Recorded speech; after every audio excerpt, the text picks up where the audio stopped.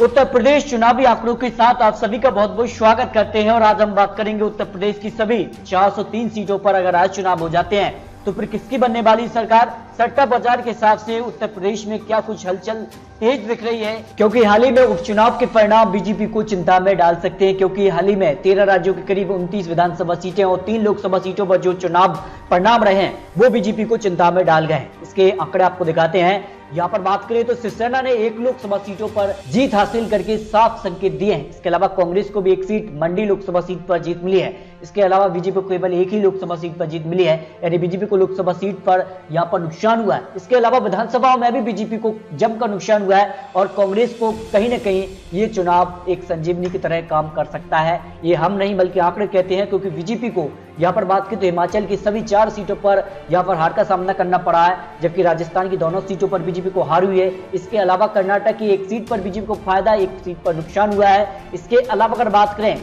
तो जो सबसे महत्वपूर्ण माना जा रहा है वो है हरियाणा।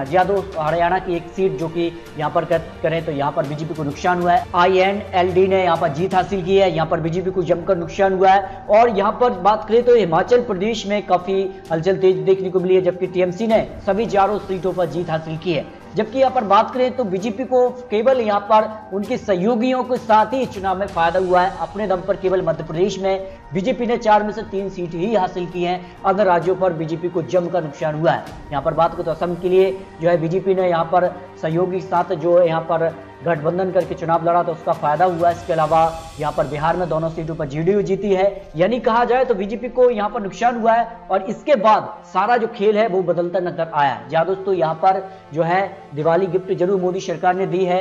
5 रुपए यहाँ पर पेट्रोल तो 12 से यहाँ पर, जबकि 10 रुपए यहाँ पर डीजल पर कम किए हैं। इसके साथ ही यहाँ पर योगी आदित्यनाथ ने करीब 12 रुपए का यहाँ पर मार्जिन डीजल और पेट्रोल पर जनता को दिया। तो क्या इसका फायदा आम जनता को होगा? और अगर आम जनता को इसका फायदा होता है तो फिर कहीं ना कहीं योगी आदित्यनाथ को यहाँ पर फायदा मिलने की संभावना है, क्योंकि सारा जो यहाँ पर खेल है वो महंगाई का मुद्दा ही बना हुआ है। पेट्रोल डीजल के दाम से हर यहाँ पर कह सकते प्रोडक्ट पर यहाँ पर जो है जमकर महंगाई की मार है। इस कारण से सारा खेल जो है वो महंगाई का बढ़ा हुआ है। अगर आपको एक सीट के आंकड़ों पर भी गौर करेंगे आज हम, और यहाँ पर बात करें तो किसान भी महत्वपूर्ण मुद्दा हो सकते हैं, क्योंकि अगर अंत चुनाव के आखिरी वक्त तक किसानों को लेकर बीजेपी कुछ बड़ा ऐलान नहीं करती है तो फिर क्या होगा, इसके आंकड़े भी आपको दिखाते हैं। यहाँ पर बात करें तो 136 विधानसभा सीटें ऐसी हैं जहाँ पर किसानों का अच्छा खासा प्रभाव है, और करीब 120 विधानसभा सीटें तो ऐसी हैं जहाँ पर बीजेपी को यहाँ पर जमकर फायदा यहाँ पर मिला था 2017 विधानसभा चुनाव में।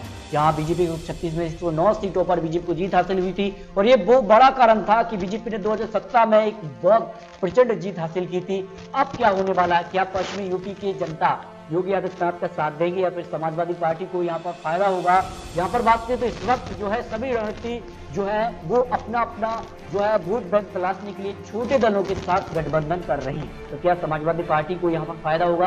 क्योंकि काफी ज्यादा दल समाजवादी पार्टी से इस वक्त जुड़ गए। आपको यहाँ पर बता दें कि यहाँ पर जिस प्रकार से OBC वर्ग है और इसमें सबकी ज्यादा फोकस है, और कहीं ना कहीं OBC वर्ग को साधने के लिए बीजेपी ने भी हर प्रयास किए हैं। तो समाजवादी पार्टी भी यहाँ पर जमकर प्रयास कर रही है। OBC वर्ग करीब 40% है, दलित का यहाँ पर वोट बैंक 20% है। ट्राइबल कास्ट की बात करें तो ज्यादा नहीं है, लेकिन यहाँ पर फॉरवर्ड कास्ट जो है उस पर भी सभी की नजर है। यहाँ पर 23% है, और मुस्लिम वोट को यहाँ पर बढ़ने ना दे इस प्रकार की समाजवादी पार्टी प्रयास कर रही है। कांग्रेस भी अपनी जमीन तलाशने के लिए उत्तर प्रदेश में यहाँ पर मुस्लिम वोट बैंक के जरिए क्या होगा ये आने वाला वक्त ही बताएगा, लेकिन इस वक्त क्या कुछ यहाँ पर आपको दिखाई दे रहा है। सारे आपको देने वाले हैं 403 सीटों पर सट्टा बाजार के आंकड़े क्या कहते हैं। यहाँ पर शुरुआत करते हैं आगरा जिला की 9 विधानसभा सीटों पर, जहाँ बीजेपी को करीब 5 विधानसभा सीटें मिलने का अनुमान लगाया जा रहा है आज चुनाव। तो इस वक्त इस तरह के आंकड़े बन सकते हैं। आने वाले वक्त में क्या होगा ये आने वाला वक्त ही बताएगा। समाजवादी पार्टी को 3 विधानसभा सीटें, जबकि BHP को 1 विधानसभा सीटें। आखिर में आपको 403 सीटों पर सट्टा बाजार के ओपिनियन पोल के आंकड़े भी देने वाले हैं। लेकिन की 7 सीटों में से बीजेपी को 4, समाजवादी पार्टी को 3 सीटें मिलने का अनुमान है। नहीं, सारा खेल जो है वो समाजवादी पार्टी और बीजेपी के आसपास ही दिखाई दे रहा है। इसके आंकड़े उपचुनाव और यहाँ पर कह सकते पंचायत चुनाव के जो रिजल्ट थे उसमें भी बीजेपी और समाजवादी पार्टी नहीं आमने सामने की टक्कर दिखी थी। लेकिन इससे क्या दिलचस्प बनाएगी BHP पार्टी कांग्रेस के आंकड़े भी आपको देंगे। प्रयागराज की 12 विधानसभा सीटों में बीजेपी को 12 में से 10, जबकि समाजवादी पार्टी को 2, 1 सीट अगर जा सकती है तो वो BSP को जो बीजेपी से कम होने की संभावना लगाई गई। अम्बेडकर की 5 विधानसभा सीटों में से बीजेपी करीब 2 विधानसभा सीटें, 2 विधानसभा सीटें यहाँ पर समाजवादी पार्टी और 1 सीट यहाँ पर बीएसपी के पक्ष में जाने की उम्मीद यहाँ पर सट्टा बाजार ने लगाई है। इसके अलावा अमेठी की 4 विधानसभा सीटों में से बीजेपी को 2, 1 सीट समाजवादी पार्टी और 1 कांग्रेस के पक्ष में जाने की संभावना लगाई गई है, क्योंकि अमेठी कहीं कांग्रेस के लिए एक मजबूत वोट बैंक माना जाता था। लोकसभा के दौरान यहाँ पर कांग्रेस को जमकर नुकसान भी देखने को मिला था। अब बात करते हैं आजमगढ़ की 10 विधानसभा सीटें। यहाँ पर बात करें तो बीजेपी को 3 जबकि समाजवादी पार्टी को सबसे ज्यादा 6 विधानसभा सीटें मिलने का अनुमान है। बीएसपी को 1 विधानसभा सीट मिलने का अनुमान यहाँ पर लगा जा रहा है। बनाई गई 6 विधानसभा सीटों में से बीजेपी करीब 3, 1 सीट समाजवादी पार्टी और 1 सीट यहाँ पर बीएसपी और 1 सीट कांग्रेस के पक्ष में जाने की उम्मीद यहाँ पर लगानी गई है। जबकि भाजपा की 3 सीटों में से तीनों सीटों पर बीजेपी को जीत मिलने की उम्मीद है। बहराइच की 7 विधानसभा सीटों में से बीजेपी को 4, 3 सीटें समाजवादी पार्टी की 1 खाते में जाने की संभावना लगाई गई है। बलिया की 7 सीटों में से बीजेपी को 4, 2 सीटें समाजवादी पार्टी, 1 सीट यहाँ पर बीएसपी के पक्ष में जा सकती है। बलरामपुर की 4 सीटों में से बीजेपी को 1 जबकि समाजवादी पार्टी को 2, 1 सीट कांग्रेस के पक्ष में जाने की संभावना यहाँ पर लगाई गई। यहाँ पर बात करें बंदा की 4 सीटों में से बीजेपी करीब 2 और 2 सीटें ही समाजवादी पार्टी के पक्ष में जाने की संभावना लगाई गई है, क्योंकि मध्य प्रदेश हो या फिर अन्य राज्यों को जिस प्रकार से यहाँ पर माहौल बना हुआ है, इस पर कहीं न कहीं उत्तर प्रदेश चुनाव पर भी काफी असर देखने को मिल सकता है और जिस प्रकार से यहाँ पर उपचुनाव के परिणाम भी देखने को मिले हैं, इसके तौर पर अगर उत्तर प्रदेश चुनाव पर क्या कुछ होगा इसके आंकड़े आपको दे रहे हैं। बस्ती की 5 सीटों में से बीजेपी करीब 2 सीटें समाजवादी पार्टी, 1 सीट यहाँ पर बीएसपी के पक्ष में जा सकती है। बुलंदशहर की 7 सीटों पर बीजेपी को 4, 3 सीटें समाजवादी पार्टी के पक्ष में जा सकती हैं। देवरिया की 7 सीटों में बीजेपी करीब 5 और 1 सीट समाजवादी पार्टी, 1 बीएसपी के पक्ष में जा सकती है। फैजाबाद की 5 सीटों में से बीजेपी को 2 जबकि समाजवादी पार्टी को 1 सीट बीएसपी और 1 सीट कांग्रेस के पक्ष में जाने की संभावना लगाई गई है। फतेहपुर की 6 विधानसभा सीटों में से बीजेपी को करीब 4, 1 सीट समाजवादी पार्टी, 1 बीएसपी के पक्ष में जा सकती है। गौतम बुद्ध नगर की 3 सीटों में से बीजेपी को 2, 1 सीट समाजवादी पार्टी के पक्ष में जाने की उम्मीद यहाँ पर लगाई गई। गाजीपुर की 7 सीटों में से बीजेपी को करीब 5 सीटें, 2 सीटें समाजवादी पार्टी के पक्ष में जा सकती हैं।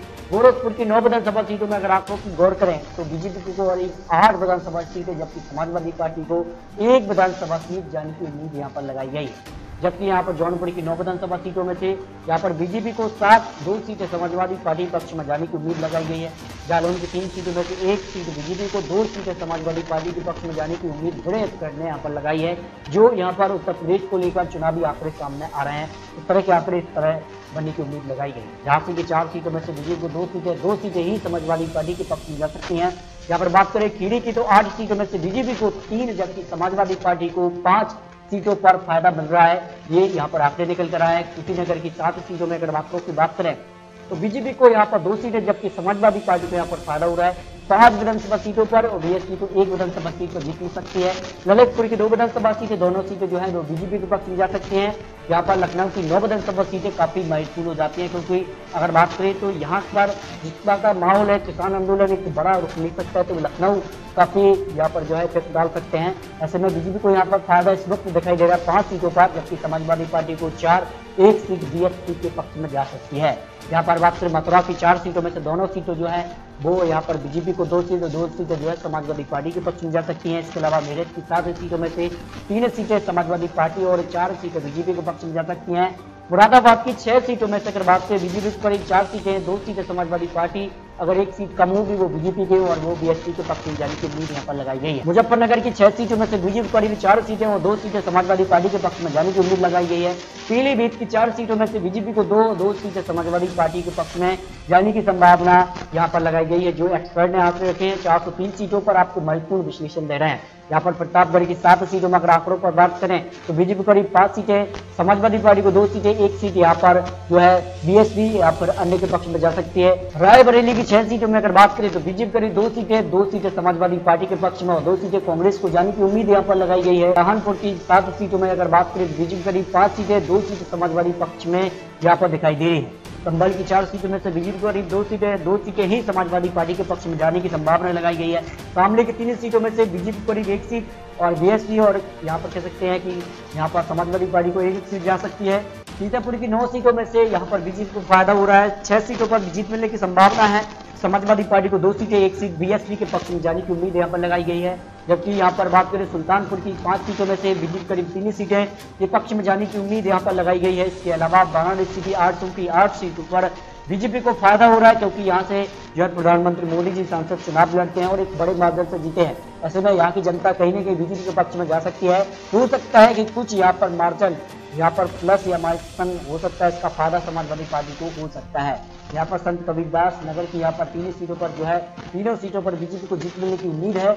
यानी कहा जाए तो सभी 403 सीटों पर आंकड़ों पर अगर गौर करें तो बीजेपी करीब 212 सीटें मिलने का अनुमान है। समाजवादी पार्टी को 133 विधानसभा सीटों पर जीत मिलने की उम्मीद इस वक्त दिखाई दे रही है, जबकि बीएसपी की अगर बात करें 33, कांग्रेस को यहाँ पर 11 आने के खाते में 007 विधानसभा सीटें जाने की उम्मीद सट्टा बाजार में लगाई है। यानी अगर बात की जाए बीजेपी की, तो बीजेपी को इस वक्त 1 के बदले 50 सीटों का भाव दिया जा रहा है। यानी सरकार बनने के आंकड़े यहाँ पर बीजेपी यानी योगी आदित्यनाथ के पक्ष में दिख रहे हैं। इस वक्त अगर चुनाव तो कहीं ना कहीं योगी आदित्यनाथ की सरकार बन सकती है। ये हम नहीं बल्कि आंकड़े कहते हैं। इस तरह के आंकड़े जो है कमेंट बॉक्स में भी राय मिलती है, उस हिसाब से आपको दिखा रहे हैं और बड़े एक्सपर्ट ने लगाए आंकड़े और सट्टा बाजार के हिसाब से जो इस वक्त के आंकड़े दिखाई दे रहे हैं। जबकि 1 के बदले 2 रुपए का भाव जो दिया जा रहा है वो है बीएससी को अगर यहाँ पर 1 के बदले 2 रुपए, यानी चांसेस यहाँ पर बीएससी के भी बन रहे हैं सरकार बनाने के, लेकिन इस वक्त जो है पलड़ा योगी आदित्यनाथ का भारी दिखाई दे रहा है। लेकिन आगे वाले वक्त में क्या होगा, क्या यहाँ पर अखिलेश यादव एक बड़ा दावा करके कहीं ना कहीं जनता को अपने पाले में कर पाएंगे या वोटर को किस तरह से निभाते हैं, ये काफी महत्वपूर्ण आ जाता है। और इसके बाद अपने योगी आदित्यनाथ के कम और अखिलेश यादव के बढ़ भी सकते हैं, इस तरह का माहौल बन सकता है। 1 के बदले 5 रुपए का भाव यहाँ पर जो है बीएसपी को दिया जा रहा है, 1 के बदले 10 रुपए का भाव यहाँ पर कांग्रेस को दिया जा रहा है। यानी सबसे कम जिसका भाव समझ लीजिए सरकार बनाने के चांसेस उसके सबसे पहले होते हैं। 403 सीटों पर किसकी होगी जीत, ये काफी महत्वपूर्ण हो जाता है। फिलहाल यहाँ पर योगी आदित्यनाथ यूपी में सरकार बनाने के आंकड़े के सबसे करीब दिखाई दे रहे हैं। लेकिन आपको क्या लगता है, तो यहाँ खबर कुछ पढ़िए, क्योंकि एक तो चुनावी यहाँ से चुनावी ऐलान है, इसमें फेरबदल भी हो सकता है। आने वाले वक्त में क्या होगा ये तो आने वाला वक्त ही बताएगा। और सभी महत्वपूर्ण जानकारी के साथ तब तक किए जाए। जय भारत।